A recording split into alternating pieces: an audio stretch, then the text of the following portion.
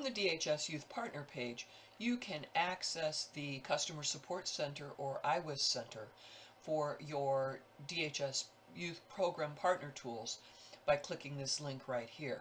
Or you can hover over the top ribbon if you are logged in, click the drop down by My Dashboard, and access the Customer Support Center right here from the Partner tools.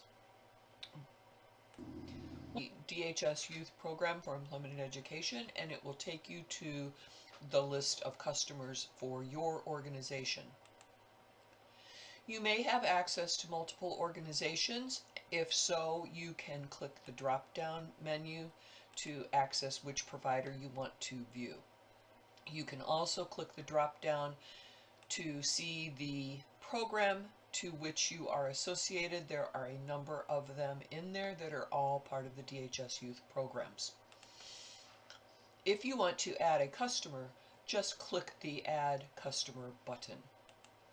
You will fill in the information and then click the blue Search for Existing Customer.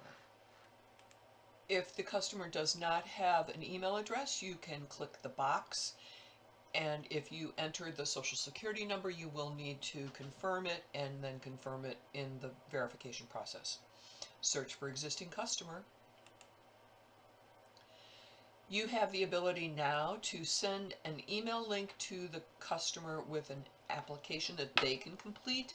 If you are sure that their computer skills are appropriate, you can do that with them.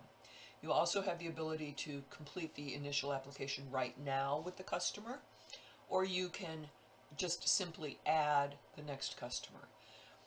We will do that right now just so that you can see how to access their application after the fact. So I'm going to click Add Next Customer, fill out the information, and search for Existing Customer. It will add the customer, and now what I can do is complete the initial application with the customer.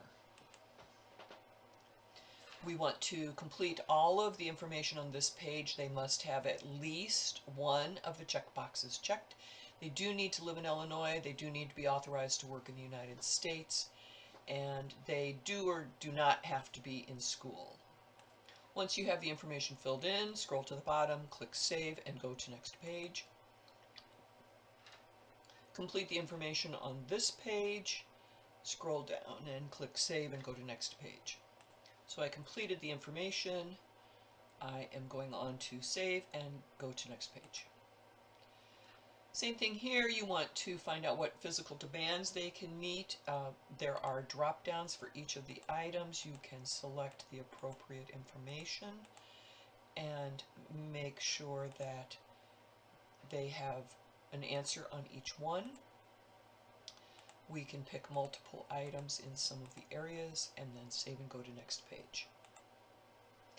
This is for valid driver's license and offender status,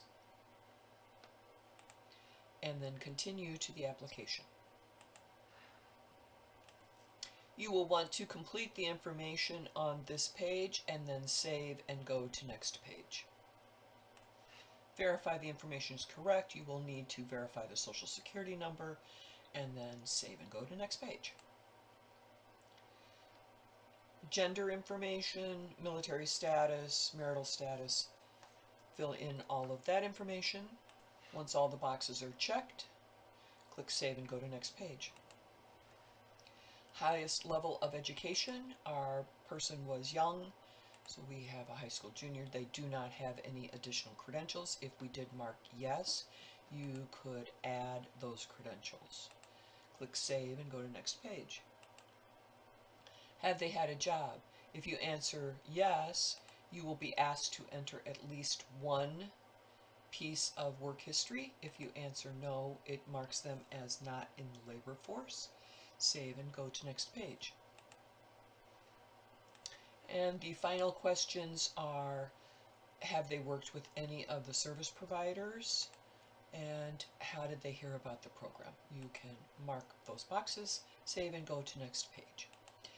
At this point, you have the ability to review the information that was submitted. If you edit any of the sections, it will take you back to that section so that you can make those corrections. Once all of the corrections have been made and you are able to do so, click the Submit application. You can also print it for your records if you need that information. We're going to click Submit. We will click Submit a second time. The completed application will land us on the progress page where we can verify the initial program eligibility and then enroll youth in the appropriate program. If you do need to edit the application, you can still access that information here until the participant has been enrolled. Now let's take a look at where our initial customer went. Back on our customer list page, we can search for the customer that we had initially entered. We'll see the name suggestion. We can click on that and we can click search. It will bring up that customer straight away in the list. We click on the last name. It takes us to that customer's profile on the system. We can click on the application page, and here it takes us straight back to their online application so that we can finish that application for this customer as well. Thanks for watching. Have a great rest of your day.